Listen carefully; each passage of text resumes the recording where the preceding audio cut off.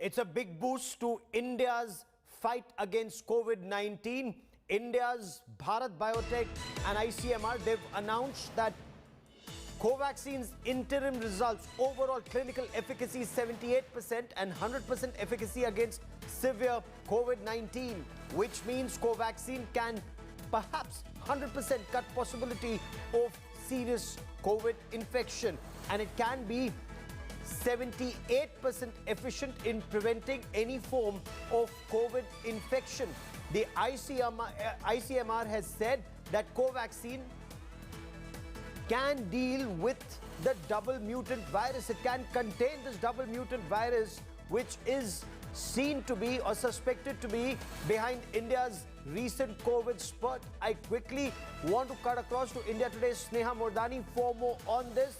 So the results that are being posted by the ICMR and Bharat Biotech, it does appear to be a big boost in the arm for Covaxin and India's fight against COVID.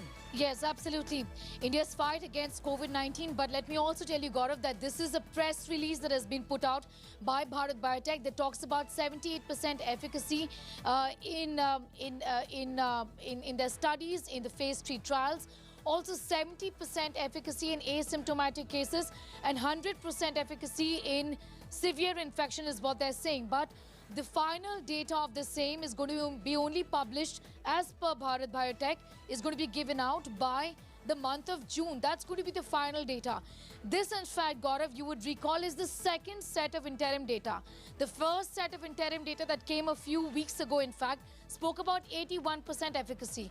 But this is an ongoing process. The final data on how much protection at the end of the day this vaccine, Covaxin, is providing against the existing SARS-CoV-2 virus in the country is something that's going to be finally known to us only by June. Then there is a process of this being peer reviewed, and then this is going to be published. So it's a long drawn process in that sense, but at least the interim data that has been given out in a press release by Bharat Biotech is giving us some reason to cheer.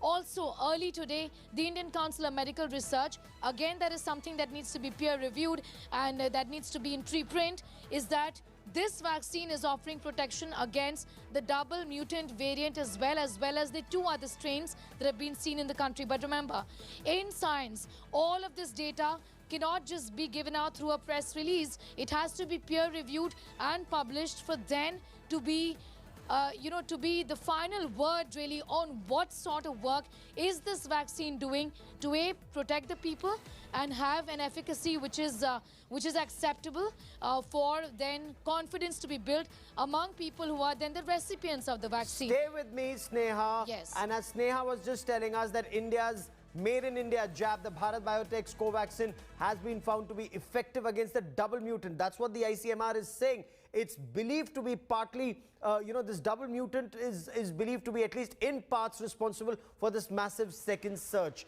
Now, surge. India's research organization, premier research organization, ICMR, has said that Covaxin effectively neutralizes the impact of the double mutant strain and is also effective against multiple other variants. The ICMR says that studies have shown that Covaxin is effective against both the UK and the Brazil variant of the SARS-CoV-2.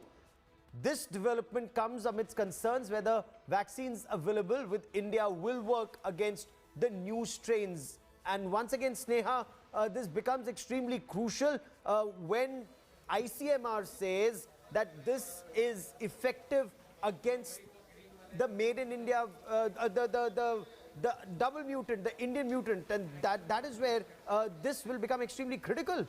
Yes, absolutely. Given the fact that there is enough evidence and more to understand that in more than 10 states of India, including Maharashtra, where more than 60% of the samples have shown presence of the double mutant variant, which appears to be becoming the more dominant variant in the country. This is great news. Covaxin is giving protection against this vaccine is what the Indian Council, against this mutant is what the Indian Council of Medical Research has announced today. But like I told you, Gaurav, all of this needs to be Prime Minister peer-reviewed. Narendra Modi also took if we understand that correctly, Sneha. Yes, absolutely. That's the vaccine that has been taken by Prime Minister Narendra Modi. It's an indigenous vaccine developed by Bharat Biotech.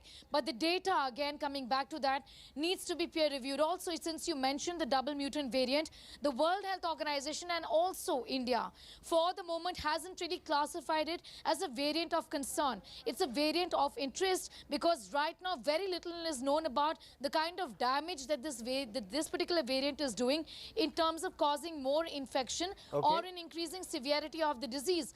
But epidemiologists worldwide seem to suggest that this is actually the variant which is causing 5 times more cases, like in the UK is what many epidemiologists have been saying. It is the double mutant variant behind the increase in cases in the UK, and that could very much be a possibility in India. And genome sequencing and understanding this is the only way to then get a sense of the kind of damage that this particular mutant is causing. Sneha Mordani, for the moment, many thanks for joining me. I now want to shift focus